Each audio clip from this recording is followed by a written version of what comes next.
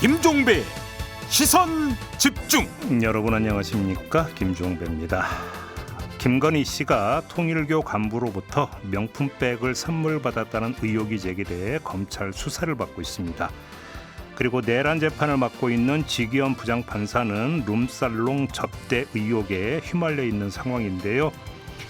이런 일들 뒤에 따라붙는 지적이 김영란법의 실효성입니다. 과연 이게 제대로 작동되고 있느냐, 특히 사회 지도층에 이런 문제가 제기되고 있는데 오늘 이 문제 자세히 짚어보도록 하겠습니다.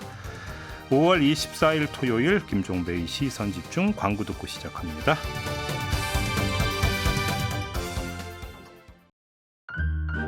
아침을 깨우는 이슈들 같이 들으실래요? 사람 냄새 나는 우리들의 이야기 도닥 토담.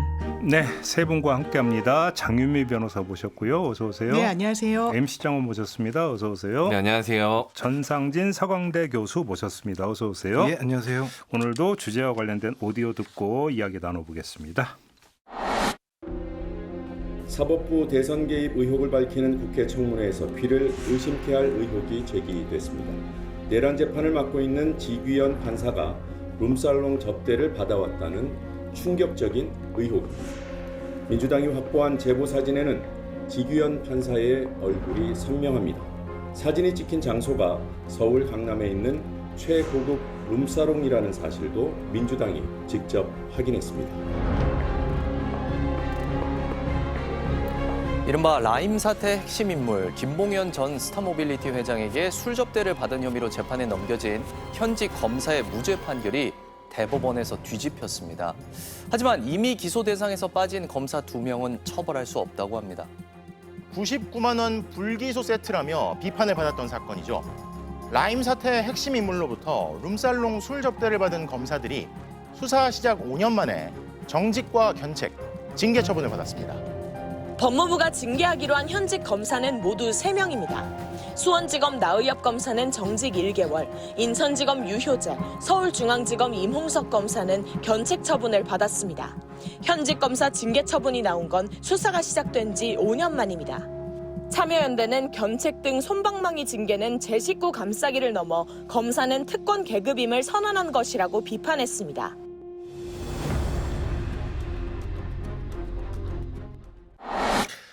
네, 자 오늘 이야기를 좀 한번 해봅시다. 일단 지기현 판사 건부터 좀 일단 점검을 해봐야 될 것 같은데요. 이 사안의 성격을 어떻게 규정할 것인가를 먼저 이야기를 해야 오늘 이야기를 좀 진행을 할 수 있을 것 같습니다. 이 의혹을 제기한 민주당에서는 접대라는 표현을 썼습니다만 지기현 판사는 접대받은 적이 없다고 부인을 했습니다. 장윤미 변호사는 어떻게 보십니까? 저는 대단히 놀라운 광경을 일단 본다는 생각이 들어요. 네. 일단 현직 판사가 이런 의혹에 휘말렸다는 것 자체도 이례적인데 저는 이제 법대에서 했던 발언이 상당히 어떻게 보면 좀 충격적이었거든요. 개인적으로는. 저희가 재판을 받을 때 사건에 대해서도 판사가 대단히 예단을 드러내는 걸 굉장히 조심합니다. 그래서 오히려 저희끼리는 그런 얘기를 많이 해요. 아, 판사가 어쩐지 계속 여기에 대해서 막 추궁하고 이러더니 우리가 이겼구나 이러는 거예요. 오히려 반대로 이 심증을 드러낼 때도 있을 정도인데 신상 발언을 하더라고요. 그것도 그냥 피고인도 아닌 전직 대통령 피고인을 앞에 두고 본인은 삼겹살만 먹고 소맥만 마신다라는 대단히 어떻게 보면 법대와 이질적인 단어들을 이야기하고 그런데 오후에 사진이 공개가 되고 거기에 대해서는 침묵하고 처음에 서울중앙지방법원에서는 제보가 구체적이지 않다라고 하고 아니요 사진까지 나왔는데 사실 그 당시에는 얼굴 사진은 없었지만 드나들었다는 그 해당 업소의 사진은 공개가 된 상황이었거든요. 얼마나 더 구체성을 띄어야 그러면 자정작용을 하겠다는 거지. 물론 대법원에서는 가동할 수 있는 모든 수단을 가동하겠다고 말은 했습니다만 윤곽은 잘 드러나고 있지 않고 아 사법불신을 사법부가 초래하는구나 좀 아쉬웠습니다. 그러니까 자 이렇게 정리를 합시다. 사진이 등장을 했습니다. 그 룸살롱에서 찍힌 사진은 거의 팩트라고 봐야 되죠. 네. 그러면 남은 건 누가 돈 냈느냐. 그게 핵심이죠. 그죠? 네. 이건 지금 아직은 뭐 사실로 단정할 수 있는 부분은 없습니다. 엇갈리니까 다만 룸살롱은 간 건 사실인 것 같다라는 네. 거잖아요. 네. 근데 관련해서 우리 M장이 네. 이번에 상당히 해박하다는 정보를 제가 입수를 했는데 제가 어쩌다 보니까 이제 강남 유흥업소 전문가로 지금 방송에서 활동을 하고 있는데 그래요? 아버지한테 문자가 왔어요. 너 요즘 도대체 뭐 하고 다니는 거냐? 아니 얼마나 해박하시길. 아니 저도 이 사안에 대해서 이제 국민들께 알려야 될 이제 방송인으로서의 의무감 같은 거를 누가 시킨 건 아니지만 느껴서 좀 이제 취재를 하다 보니까 할 이야기들이 생긴 것이죠. 취재다. 네, 취재하고 이건 취재의 결과물이다. 네네. 라는 걸 강조하는 거죠. 100% 취재와 공부의 결과물입니다. 네, 일단 그렇다 치고 네네. 네, 어떤 내용인데요? 제가 왜 이런 이야기들 어떻게 보면 좀 방송을 통해서 이런 밤업소의 이 뒷이야기까지 들어야 되나 하는 시청자 청취자분들의 불편함이 있을 수도 있어요. 근데 꼭 필요한 불편함이다라고 저는 개인적으로 판단을 했습니다. 왜냐하면 그런 이제 밤 유목소 내에서 이뤄지는 일들을 듣고 알게 되면 대한민국에서 공직자라는 타이틀을 달고 살아가는 사람이라면 절대 가선 안 되는 곳이다라는 걸 알 수 있어요. 일단 뭐 접대를 받았든 안 받았든 안 받았던 간에 굉장히 내밀한 자기 모습을 다 내보여가면서 즐기는 곳입니다. 그런 곳에서 누군가랑 같이 술자리를 한다는 것만으로도 굉장히 사사로이 엮일 가능성이 높은 장소예요. 그런 곳에 대한민국에서 지금 가장 많은 사람들이 주목하고 있는 굉장히 중요한 재판에 주심 판사를 맡아서 한다라는 거 그것만으로도 물론 이제 접대를 받았으면 더 큰 문제지만 그런데 자리했다는 것만으로도 충분히 문제 삼을 수 있고 일단은 배제돼야 되는 것이 맞다라고 저는 생각합니다. 근데 보통의 사람들은 거기서 어떤 일들이 벌어지고 어떻게 그 노시는지 속된 말로 노시는지 잘 몰라요. 그래서 제가 공부해서 알려드릴 수밖에 없었습니다. 야 여기서부터 이제 그 방송 적합 부적합 네. 조마조마. 알아서 한번 얘기해 보세요. 알아서. 네. 아니 제가 여러 방송을 다니고 여기 왔기 때문에 지금 훈련이 잘 돼 있습니다. 그래요. 정제된 언어로 그런 네. 부탁드립니다. 몇 번 위험했었어요. 이게. 거기서 통용되는 언어를 얘기하는 것만으로도 불편한 지점들이 있기 때문에 그런 장소에 간 거예요. 알겠습니다. 더 이상은 제가 안 여쭤볼게요. 네. 굳이 궁금하신 건 알고 있습니다. 그 방송 끝나고. 네. 근데 이제 지금 그 M장이 제기하는 문제는 이런 것 같아요. 우리가 이제 보통 공직자가 골프를 쳤을 때도 문제가 되는 경우가 종종 있어요. 그렇죠. 네. 그렇죠?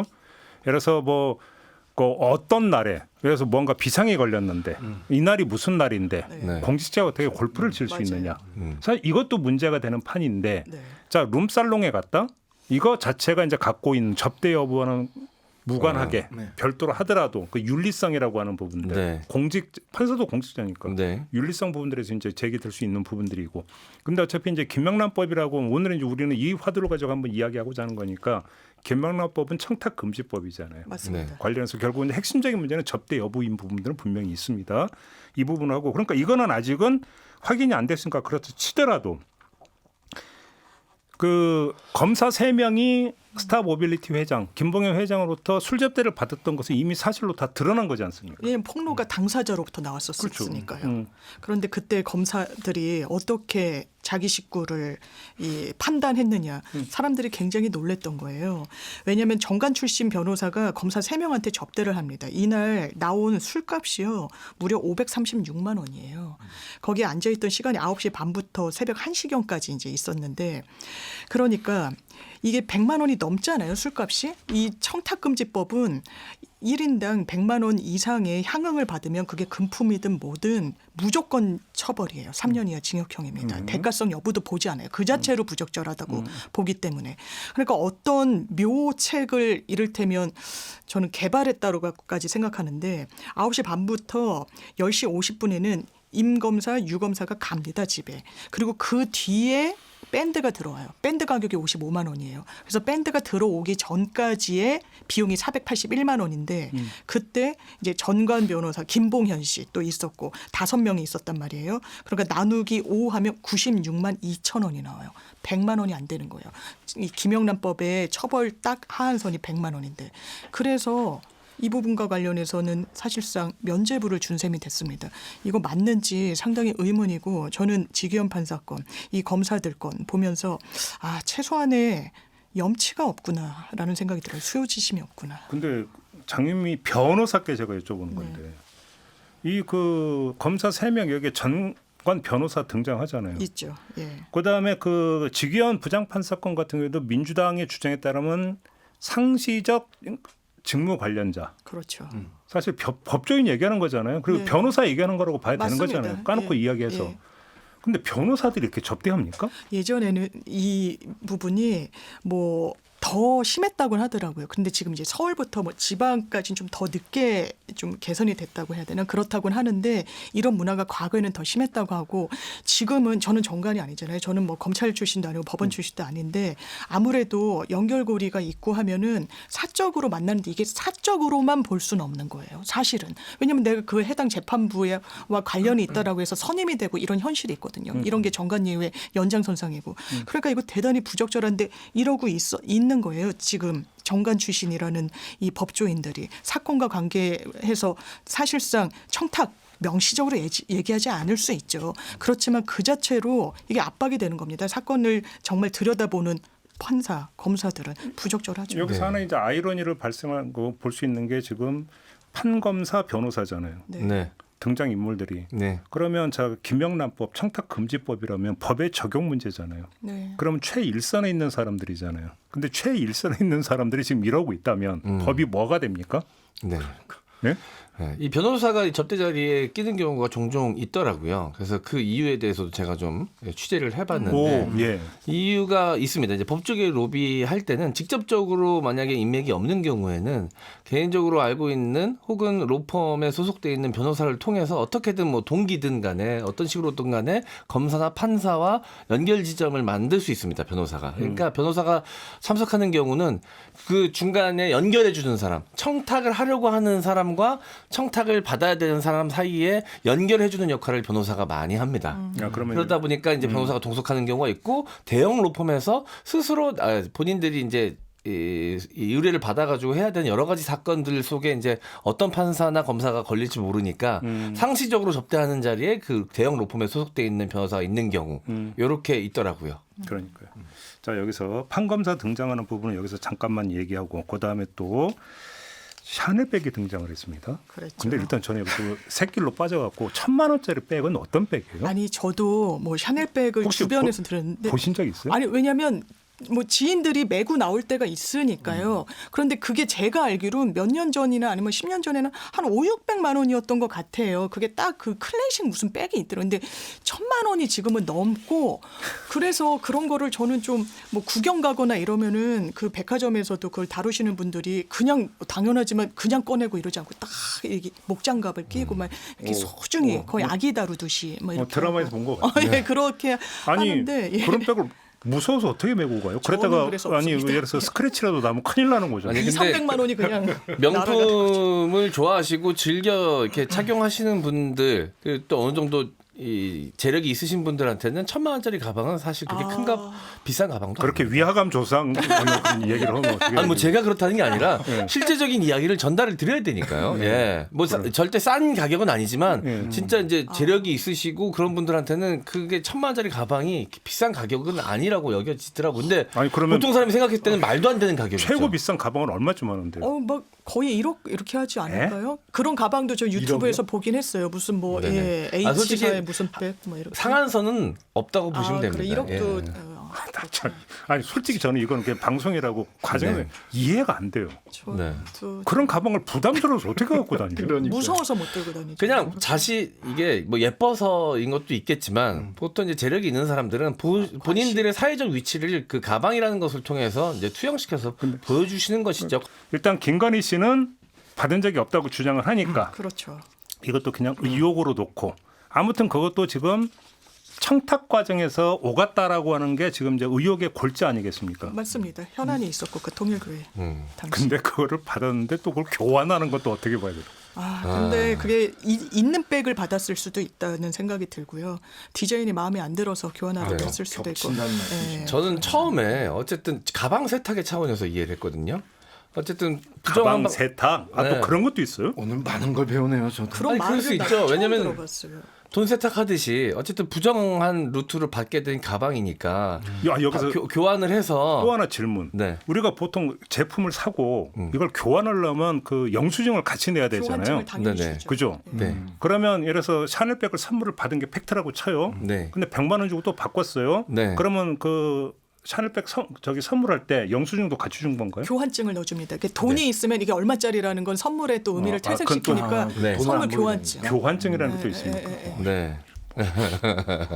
많이 처음부터 많은 걸 배우셔야겠네요. 우리 앵커께서는. 예. 아장아장 걸음맛을 주시는 걸로. 그래서 처음에는 이게 어느 정도 기본적으로 죄의식이 있어서 이게 부정한 걸 알아가지고 혹시 교환하지 않았을까라고 생각했는데 네.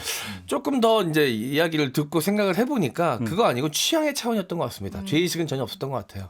알겠습니다. 왜냐하면 본인의 개인 비서 누구나 다 알고 있는 이 개인 비서 그것도 얼굴이 잘 알려진 개인 비서를 통해서 교환을 했다는 얘기는 숨기려고 했다라기보다는 취향의 차원 혹은 갖고 있어서 다른 모델을 원했을 경우 이런 것들을 생각해 봐야 될 것 같습니다. 알겠습니다. 지금 우리 정 교수님이 지금 계속 말씀을 못 하고 계십니다. 네. 신세계를 제가 볼 때는 너무 그러세요. 거리가 멀어서 말씀을 못 하고 계신 거 싶어서 제가 맞춤형 질문을 하나 드리겠습니다. 그 개혁신당의 그 함익병 선대위원장이 50대 이상의 남자들이라면 룸사롱 한 번씩은 다 갔다라고 얘기를 했어요. 네, 교수님도 50대 이상이시지 않습니까? 어떻게 받아들이십니까? 당연히 동의하기 쉽지 않죠. 그러니까 저는 기본적으로 그런 분들한테는 마이크를 드리지 않는 것이 제가 보기엔 적절해 보여요. 그러니까 여기에는 또 이런 게 있잖아요. 그러니까 뭐가 문제냐? 지기현 네. 판사가 관계. 이 이제 그 맥락이 맥락에서 지금 이런 얘기를 한 거잖아요. 그러니까 이를테면 저는 이렇게 생각해요. 그게 일반 사람들 같은 경우에는 청탁과 관련 없는 삶을 사는 사람들이 굉장히 많거든요. 네, 그렇죠. 그런 사람들한테 질문하는 것과 그렇지 않은 사람들에게 질문하는 것이 저는 명백히 구분돼야 된다고 생각합니다. 네. 핵심은 그거예요. 갔다 안 갔다도 중요할 수 있겠지만 제가 보기엔 그건 부차적인 문제다. 네. 가도 되는 사람이 있고 가도 안 되는 사람들이 있는데 우리들의 논점은 가도 안 되는 사람들에 대해서 얘기를 하는 거잖아요. 근데 그거를 흐트리고 갔느냐 안 갔느냐라고 하는 질문을 자꾸 던지게 되면 네. 질문의 본질, 문제의 본질, 사안의 본질이 제가 보기에는 흐트러져요. 네. 그러면 안 되죠. 그런 걸 여지를 허락하면 그런 이상한 질문을 통해서 물타기에 우리가 놀아나는 네. 상황이 벌어질 수 있다. 네, 저도 교수님 의견에 적극적으로 동의하면서 전형적인 물타기와 본질 왜곡이라고 생각을 합니다. 제가 이제 항상 방송에 나와서 이 룸사롱 문화에 대해서 설명을 드리면서 같이 드리는 말씀이 이제 이 가격대를 보시면 보통의 이 중년 남성들이 그렇게 들락날락 할 수 없는 가격이에요. 말이 안 됩니다. 그렇죠. 월급 받는 사람이 어떻게 가요? 못 갑니다. 그러니까 보통은 이제 이 법인 카드를 이용해서 접대를 하는 자리나 접대를 받는 사람. 그러니까 바로 그거잖아요. 사회적 인식은 내 돈 가지고 가는 사람이 얼마나 되냐. 네. 결국은 그 공간이 접대의 공간 아니냐. 네. 딱 이런 거잖아요. 그렇죠. 근데 내가 접대받을 만한 사회적 위치에 있는 사람이거나 뭐 회사 카드를 이용해서 갈 수 있는 사람이 50대 남성 중에 몇 프로나 되겠습니까? 그런데 마치 다 그런 것처럼 물타기를 하는 것이고요. 실제적으로 이제 대중이 그리고 언론이 이거를 지기현 판사의 룸사롱 출입을 문제 삼는 것은 공직자가 가기에 부적절한 장소이기 때문에 얘기를 하는 것입니다. 그렇죠. 근데 모든 사람이 가는 곳이다라고 얘기하는 건 본질 왜곡이죠. 자, 판검사가 등장을 했습니다. 더 높으신 분도 등장을 했습니다. 이른바 그냥 고위층이라고 합시다. 자, 이런 사람들의 그 현상이 좀 하나가 우리는 지금까지 얘기를 했어요. 그럼 또 다른 층이 이른바 말단 공무원들. 네. 뉴스에 종종 등장합니다. 말단 공무원들이 뭐 받아가지고 처벌받았다. 네. 이런 사례 많이 있지 않습니까? 그렇죠. 이것도 결국은 김영란법, 청탁금지법 범주에서 그러니까 바라볼 수 있는 거지 않습니까? 맞습니다. 네. 그러니까 너무 이중잣대라는 생각이 드는 거예요. 500만 원이 넘는 거의 1000만 원 막 이런 술자리에 가는 거는 막 면죄부를 받고 그리고 유흥업소에 가고 이런 부분에 대해서는 아니라고 하면 더 들여다보지도 않고. 그런데 김영란법 처음 생겼을 때도 제가 기억이 나는 게 경찰분들 고생하신다고 막 뭐 이런 음료, 에너지 음료 같은 거 좀 갖다 드리고 그렇다 막 처벌받고 이랬던 게 기억이 나거든요. 네.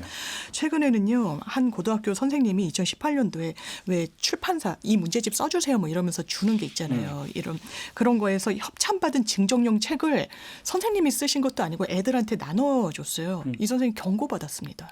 이것도 청탁금지법 위반이라고. 그리고 2021년도 8월에 한 선생님이 아마 담임 선생님이셨던 것 같아요. 28명 학생이니까 딱 이제 한 반 인원 정도 되는데 애들이 돈을 모아서 4만 원 좀 안 되는 37,250원 생일 케이크 드렸어요. 이거 감사에 적발됐어요. 이 선생님 감봉 처리되셨습니다. 1개월. 과태료는 케이크의 2배값 74,500원 냈고요. 학생들한테도 과태료 부과해야 된다는 요청이 그 당시에 있었어요. 아, 이게 과연 맞느냐라는 생각이 너무 많이 들어서 저는 이게 틀렸다고 보지 않습니다. 왜냐하면 저도 아이를 학교에 보낼 때 되게 가뿐해요. 이를테면 마음이. 이게 법으로 안 된다는 생각 때문에. 저 학교 다닐 때는 엄마도 되게 신경을 많이 쓰고 부담스러워하고 이랬던 게 아직도 기억에 남아있어서. 그런데 이중자 때는 누가 용인할 수 있겠습니까? 네. 그 800원 횡령한 버스 기사를 해고한 회사가 잘못하지 않았다라고 손을 들어준 게 사법부였습니다. 아, 맞아요. 그렇습니다. 그럼 그렇게 엄격한 잣대를 들이댈 수 있죠. 사실 법대로 한 거니까. 뭐 가혹하다고 생각은 들지만 사법부라면 뭐 저렇게 냉정하게 판단 내릴 수 있다라고 생각하는데 그게 만약에 더 국민을 납득시킬 수 있으려면 본인들에게는 더 엄격한 잣대를 들이대야죠. 그런데 이 지기현 판사의 의혹이 나왔을 때 법원에서는 입장 없는 입장만 내놓았잖아요. 그리고 뭐 어떤 적극적인 조사도 하지 않았고 징계도 하지 않았고 하다못해 가장 낮은 단계의 조치인 업무 배제도 하지 않았습니다. 이게 어떻게 똑같은 잣대로 적용이 됐다라고 생각할 수 있을까요? 그렇게 놓고 본다면 지금 김영란법, 청탁금지법이 지금 어떻게 적용되고 있고 어떻게 지금 생명력이 유지가 되고 있는가에서 뭔가 아주 기형적인 현상들이 지금 나타나고 있다라는 약자 잡는 법이 돼버렸어요. 그러니까요. 반쪽짜리가 돼버렸다. 간단히 얘기하면 이런 거 아니겠습니까? 그 얘기를 2부에서 좀 집중적으로 해보도록 하겠습니다. 잠시만요. 때로는 날카롭게, 때로는 삐딱하게, 그러나 매 순간 섬세하게 시선이 필요한 우리 사회 곳곳을 살펴봅니다. 김종배의 시선집중. 네, 김종배의 시선집중 토요일 코너 토닥토담 세 분과 함께하고 있습니다. 전상진 서강대 교수, MC 장원, 장유미 변호사 세 분과 함께하고 있는데요. 자, 우리가 너무 부정적으로만 보지 말고 그래도 좀 이제 그 김영란법 청탁금지법이 사실 제정 단계에서 어마어마한 논란을 빚었던 법이거든요. 그렇죠. 반발도 정말 장난이 아니었고. 근데 사실 그것이 우리 사회에 긍정적으로 끼친 영향이 저는 되게 크다고 생각을 해요. 너무 크다고 생각합니다. 그러니까 단적으로 예를 들어서 촌지 문화 같은 경우도 많이 사라졌. 거의 없어진 거예요. 학교는 진짜. 그렇죠. 네. 그러니까 예를 들어서 제가 기자 생활할 때도 보면은 기자에서 촌지가 정말로 되게 많았어요. 출입처나 이런 데서 정말 촌지. 그래서 저는 지금도 기억이 나는 게 모 신문사 기자가 있었는데 이 기자가 되게 양심적인 기자였는데 촌지를 거부하고 싶은데 그러면 이제 같은 출입처에 출입하는 기자들은 또 촌지를 받는 거예요. 근데 나만 촌지를 받으면 튀는 거예요.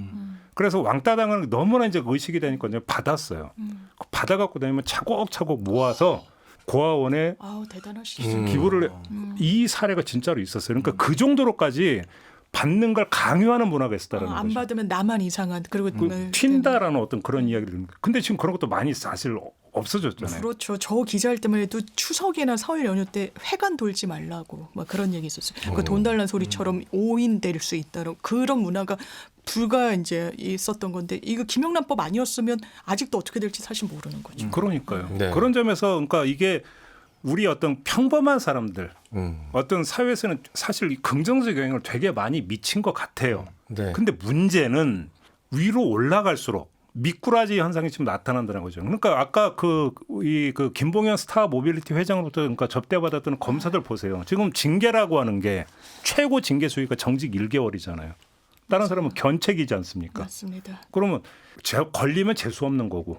안 걸리면 그냥 넘어가는 거고. 그냥 넘어가는 거고. 그다음에 99만 원이니까 100만 원 넘지 않았으니까 된다. 이러니까 청탁 받지 말고 접대 받지 말라라는 게 법의 취지인데 안 걸리기만 하면 된다라는 식으로 이게 왜곡 전달된다는 거 아닙니까? 이런 사례가. 누구는 케이크를 받아도 과태료를 무시고 그렇죠. 현장의 선생님은 검사들은 그렇고 그 당시에 또 대단히 좀 실망스러웠던 것 중에 법을 다루잖아요. 그러니까 자기 방어에 너무 능통한 거예요. 그때 그 자리에 있었던 정관 변호사는요. 휴대전화 제출하라고 그랬더니 이렇게 이야기했었어요. 나 이거 잃어버렸다라고 해요. 양재천에서 잃어버렸다. 잃어버린 날짜까지 특정을 했어요. 10월 17일. 그때가 김봉현 씨가 폭로한 날이었거든요. 다른 검사는 뭐라고 했냐면요. 의혹에 내가 대상자가 돼서 주변에서 너무 전화가 많이 오더라. 그래서 전화기가 너무 전화가 많이 와서 떨어뜨렸다. 그때서 짜증나서 버려버렸다라고 이야기를 했어요. 그 당시에. 그거를 국민들한테 수사기관한테 믿으라고 하는 것인지 그럼 그 당시에 수사기관을 믿었던 건지 제가 현직에 계신 판사 뭐 검사분들 뵐 기회가 있죠. 정말 많은 분들은요. 이를테면 자기가 딱 있는데 이 변호사 나랑 연결고리가 있어서 왔구나. 확 짜증난다라고 이야기하시는 분도 있어요. 더 뭐 잘 봐주거나 덜 봐주거나 이러지 않으려고 노력한다는 분들이 저는 그래도 대한민국 법원, 검찰의 좀 주축일 거라고 믿습니다. 다만 이런 돌출적이고 이례적인 사람들이 있고 그럴 때마다 검찰이 자기 그 조직의 일원들을 보호하려고 했다라는 의혹을 아직도 벗지 못하고 있는 것도 현실이라고 생각합니다. 근데 요즘 저는 가끔 가다가 이제 자괴감을 느끼는 게 뭐 끊임없이 쏟아져 나오는 범죄 보도, 의혹 보도, 그다음에 사법 대응 이런 걸 보면서 느끼는 게 뭐냐면요. 만에 하나라도 내가 저렇게 걸리면 이렇게 대응하면 된다라고 하는 방법을 되게 자세하게 알려준다. 그래서 뭐 요즘은 그 방송 패널들이 나와서 아주 뭐 1도, 2부, 300을 그냥 뭐 자연스럽게 얘기하고 그게 1단 도망, 2단 부인, 3단 백 이거 뭐 이런 얘기를 뭐 천연덕스럽게 하고 그 다음에 하면은 뭐 그 휴대폰을 먼저 바꾸고 휴대폰 없애는데 전자레인지에 돌려라부터 나오는 게 이걸 도대체 어떻게 이해해? 그 대표적인 사례가 그거죠. 유명 가수가 음주운전 걸렸을 때 썼던 방법이 방송에서 수도 없이 회자되면서 실제로 음주운전했다가 적발됐던 사람들이 그 방법을 따라 했던 케이스가 있었죠. 그러니까 이것도 지금 마찬가지예요. 그러니까 술 접대 받았지만 100만 원 안 넘었으니까 된 거 아니냐. 그러면 99만 원까지는 받아도 된다는 뜻이냐. 그러니까요. 그다음에 공직자가 아니라 공직자의 부인이니까 뭐가 문제냐. 이런 식으로 되어 버리면 이게 김명란법 제정 취지하고 이게 부합되는 현상이고 지금 이게 이야기냐라는 거잖아요. 이게. 그래서 그 검사 그 불기소 세트라고 이제 조롱당하기도 했었던 그 사건 이후에 지인들을 잠깐 불러가지고 착석시켰다 보내는 문화가 생겼습니다. 그래 안 걸리니까. 그러니까 그럼 n분의 1에서 n이 n분의 1에서 모수가 커지니까 잠깐 앉았다가 보내고 잠깐 앉았다가 보내고 이렇게 하면서 나중에 혹시라도 문제되더라도 이 자리에 참석했던 사람 숫자를 겉으로 봤을 때 늘리는. 근데 진짜로 잠깐 앉았다 갑니까? 아니면 그냥 죽치고 앉아 있어요? 사람마다 다르겠죠. 사람마다 다르고. 잠깐 불렀는데 너무 재밌어서 뭐 더 앉아 있을 수도 있고 뭐 여러 번 오는 방법도 있겠네. 그러네요. 나갔다 들어왔다. 아니 그러니까 결국 편법을 조장하는 거잖아요. 이거는. 그렇죠. 한마디로 얘기하면. 꼼수. 그러니까 이런 생각이 갑자기 드네요. 바퀴벌레를 잡으려고 살충제를 개발을 했는데 보이는 곳에서 바퀴벌레는 보이지 않지만 안 보이는 곳에서 바퀴벌레가 번창하도록 만드는 살충제였구나. 이른바 이제 풍선 현상일 수도 있고, 그죠? 풍선 효과 뭐 이런 걸 수 있을 것 같아요. 그러니까 근데 이것의 어떤 주역이 사회 고위층이고 더 나아가서 법의 집행자들이다. 그렇죠. 이래버리면 할 말이 없는 거죠. 그래서 제가 읽었던 책 중에 불멸의 신성가족이라고 이게 되게 정량평가가 아니라 이제 정성평가로 해서 이 사건의 이해관계, 의뢰인이었던 사람, 자기가 재판을 받았던 사람, 아니면 전직 정관, 뭐 현직 판사 이걸 다 심층 인터뷰를 한 건데 그 결론은 일단 당사자들은 아니라 그래요. 야 정관 예우 없어. 제가 왜냐하면 부장판사분한테 특강을 들을 일이 있었는데 변호사 협회에서 여러분 정관 예우라는 게 있어요? 라고 이 변호사들한테 물어서 그때 변호사들이 되게 아우성을 좀 쳤던 기억이 나요. 왜 현실을 잘 모르시냐 뭐 이런 식의 반발이었는데 그러니까 안에 있는 사람들만 없다라고 하는 지금도 많은 의뢰인들이 지금 이 우리 재판부 누구랑 뭐 연수원 몇 개고 뭐 고등학교를 어디 나왔고 그런데 그게 저희가 체감하기로는 뭐 엄청난 그런 건 없다라고 생각합니다만 그럼에도 불구하고 그런 문화가 있고 그 책의 결론도 대단히 사법불신이 크다는 거예요. 특히 이 현장에서 자기가 사건을 하시는 분들은 더 그 불신이 깊어지는 걸 보여주더라고요. 그러니까 아마 우리 장유미 변호사님도 기자 출신이시기 때문에 기자 사회에서 이런 농담이 한때 유행했던 거 아마 들으셨던 걸로 그러니까 제가 추정이 되는데 60, 70년대 그 언론계 유머 중에 하나가 검사님과 경찰서장님과 기자가 룸살롱에 갔다.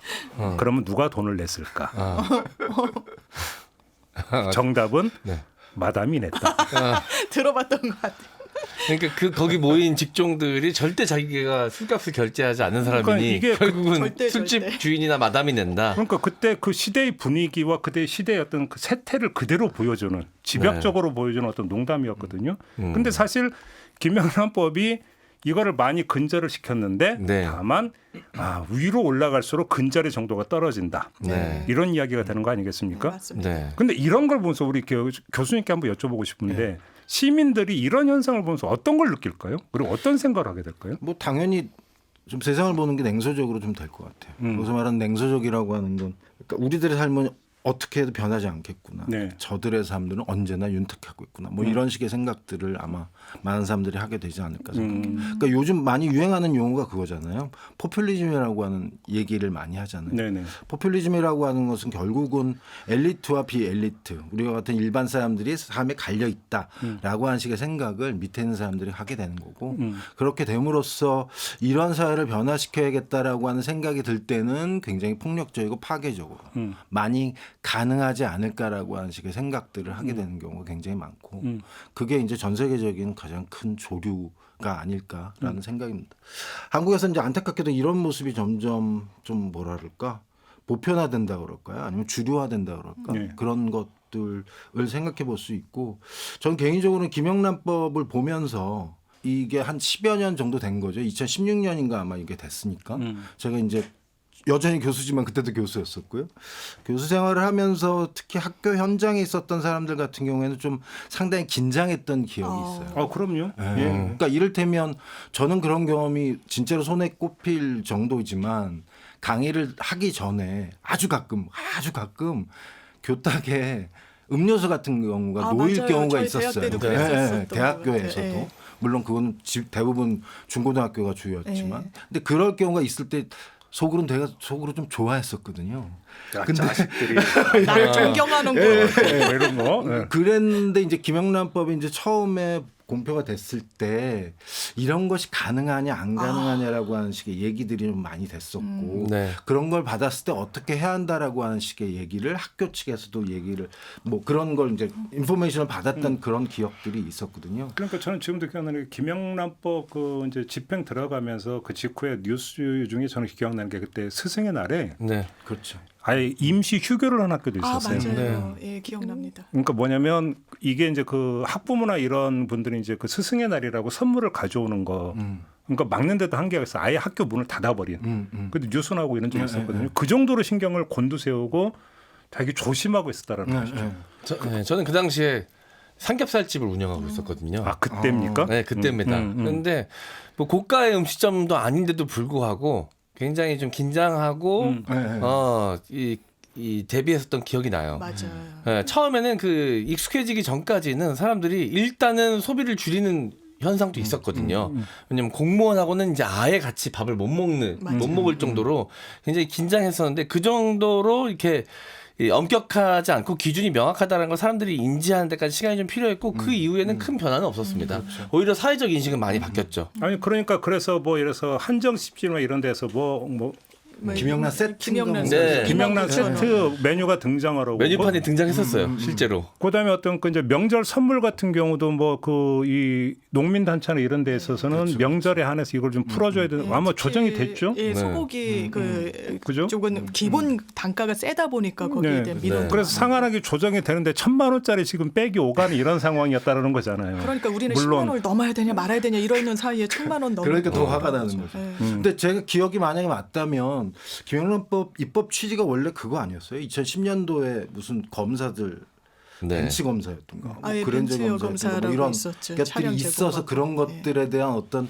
제재를 해야 되지 맞습니다. 않을까라고 하는 사회적인 여론이 형성이 돼서 그랬던 걸로 알고 있는데 결국 지금 보면 그동안에 한 15년 정도의 한국 사회에서 어떤 변화를 가져왔던 이 법안이 어떤 효과를 나타내느냐. 전반적으로 보면 굉장히 긍정적인 효과가 분명히 있지만 아까도 제가 말씀드린 것처럼 바퀴벌레를 없애기 위해서 바퀴벌레 즉 검사들을 향해서 뭔가 살충제 비슷한 걸 만들었는데 결국 검사들이나 사회 고위층들은 더욱더 은밀한 곳에서 자신들의 은밀한 관행을 은밀한 방식으로 은밀하게 이걸 하고 있었다라고 하는 걸 이걸 보면서 화도 나고요. 그러니까 청탁 접대 문화에서 빼놓을 수 없는 단어가 스폰이잖아요. 그렇죠. 스폰이잖아요, 사실. 그렇죠. 아까 잠깐 얘기 나온 게 변호사가 등장하는 것이 다리 연결해주기 위한 기능이다. 그렇죠. 그럼 스폰은 따로 있다는 이야기가 되고, 그러잖아요. 스폰과 고위 공직자를 연결해주는 그 어떤 역할을 변호사가 자임을 했다. 네. 이 모든 것에서 사실은 집약적으로 하나의 어떤 단면이 지금 그대로 나타나는 거잖아요. 그렇죠. 김봉현 씨가 폭로했던 그 술자리도 딱 그 도식에 들어맞는 술자리였던 거고요. 정관 변호사가 자기가 가교 역할을 하면서 네. 김봉현이라는 사건의 현안이 있는 사람을 현직 검사들과 매칭시켜준 거 아닙니까? 예. 그러니까 상당히 부적절하고 이제 벤치 검사다. 뭐 그 당시에도 막 정관 출신 변호사와 현직 검사가 막 엄청 고가의 그런 걸 주고 받아서 문제가 돼서 대가성 없어도 최소한 100만 원 이상만 받아도 이건 처벌 이랬는데 그러니까 배우자가 받으면 처벌 조항이 또 없는 거야. 그러니까 빠져나가고 이 법망을 또 네. 나누기로 쪼개기로 또 본인들은 빠져나가고 이렇게 돼버린 거죠. 보니까 이제 검사들에 비해서 그래도 판사들은 그런 자리에 가지 말아야 된다라는 인식이 조금은 더 견고하더라고요. 그런데도 불구하고 그런 자리를 즐기는 사람이 있다면 얼마나 그런 자리를 즐기면 거기 갔을까. 전반적으로 분위기가 그러지 않은데도 불구하고. 근데 특정인을 생각하고 말씀하시는 건 아니죠? 생각합니다. 예. 아, 그렇군요.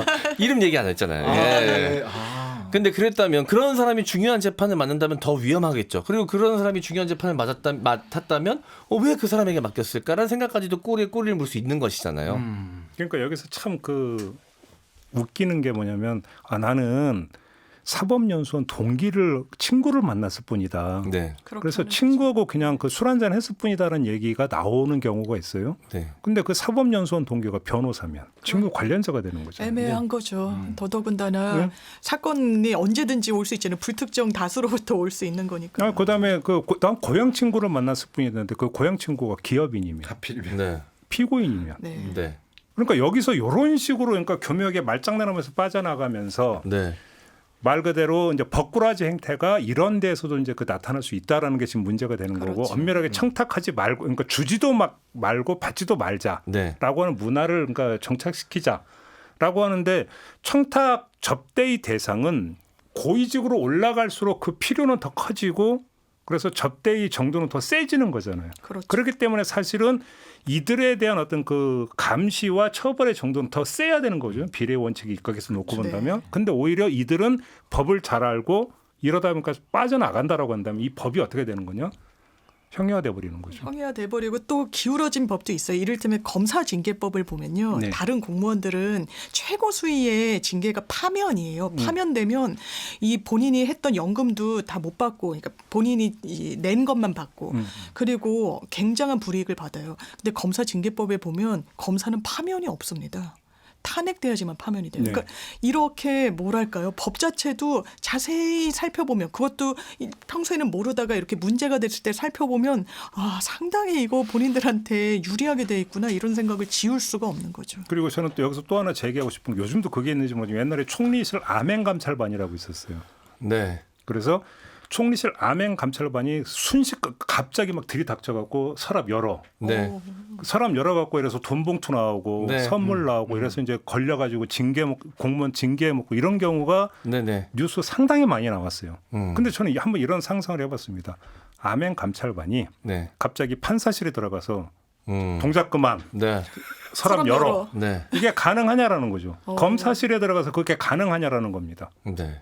만약에 그렇게 하면 불가능하죠. 상권 분립 훼손했다고 난리가 날 것 같아요. 관저 들어가서 그게 가능하냐라는 겁니다. 네, 영장 없이 갔다가 네. 진짜 큰일 날 것 같은데요. 그럼 이미 그 어떤 집행에 있어부터 이미 접근 불가, 성역은 이미 있다라는 얘기가 돼버리는 거잖아요. 신성 네. 불가침 같은 느낌. 그러니까요. 건드릴 수 없는. 그러니까요.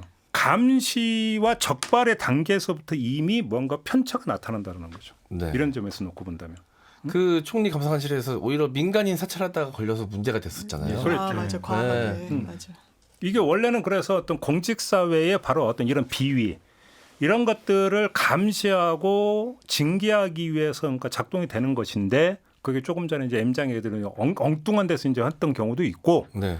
그다음에 또 한 가지는 설령 그들이 움직이더라도 다 말단 때려잡는 데만 대부분이 갔다라는 것이죠. 꼬리만 자릅니다. 꼬리만. 그러니까요. 네. 이게 문제라는 것 아니겠습니까? 정말 척결해야 되는 대상에 대해서는 꿈쩍하지 않고 정말 만만하고 우리가 이렇게 공권력을 행사했을 때 가만히 있을 것 같은 사람들한테만 이게 가동된다면 그거는 정상은 아니죠. 그러면 이렇게 놓고 본다면 지금 그러니까 우리가 몇 가지 사례를 가지고 했지만 이거는 정말 극히 일부분일 수도 있다라는 거예요.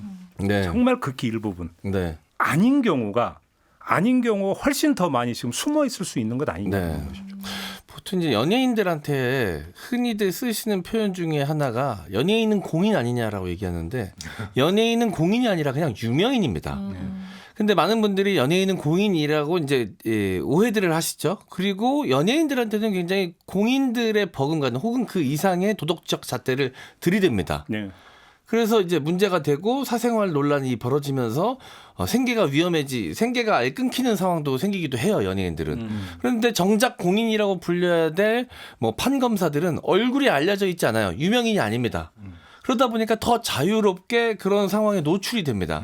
제가 이번에 민주당에서 공개했었던 그 유흥업소의 사진을 보고 정말 경악했던 것이 거기는 홀 손님도 받고 룸 손님도 받는 곳이에요. 룸으로 들어가려면 홀에 있는 손님들에게 얼굴이 노출될 수 있습니다. 아, 그렇네. 네. 연예인이라면 거기 갔을까요? 웬만한 강심장 아니면 못 간다는 안 가죠. 못 가네. 근데 그래. 어떻게 갔을까요? 자기 얼굴이 공개되지 않았으니까 그런 데 가는 거에 대한 두려움이 없었던 거예요. 그렇네요. 네. 말씀 듣고 보니까. 어떻게 해야 된다고 생각하세요?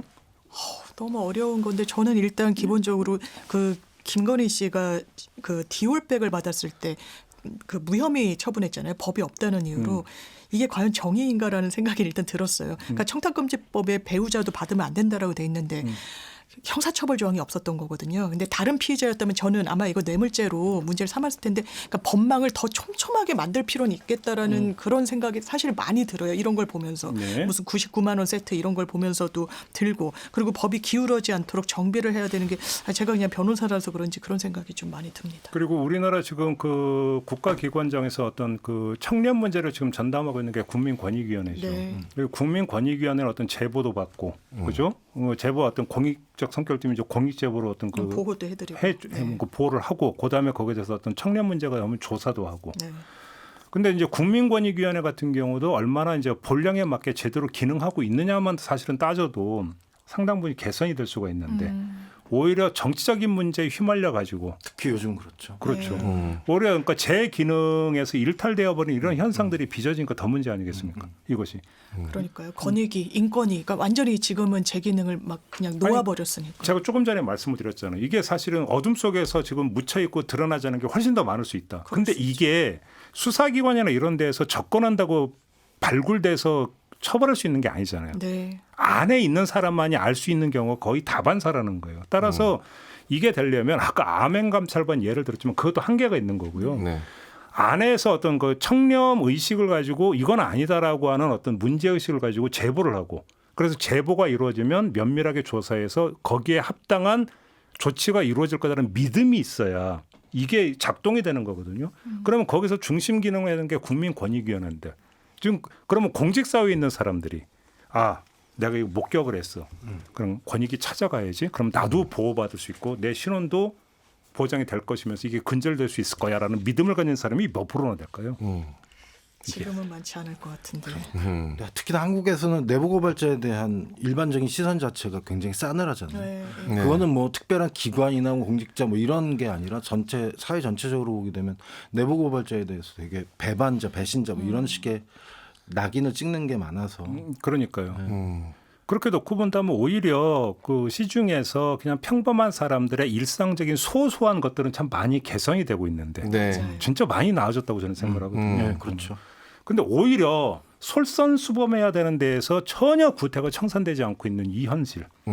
이게 문제라는 것이죠. 특히나 요즘은 더욱더 그런 얘기를 우리가 굉장히 진중하게 받아들여야 될 것 같아요. 맞아요. 대통령부터 시작해서, 그러니까 저는 이런 식의 생각을 요즘 가끔 하는데요.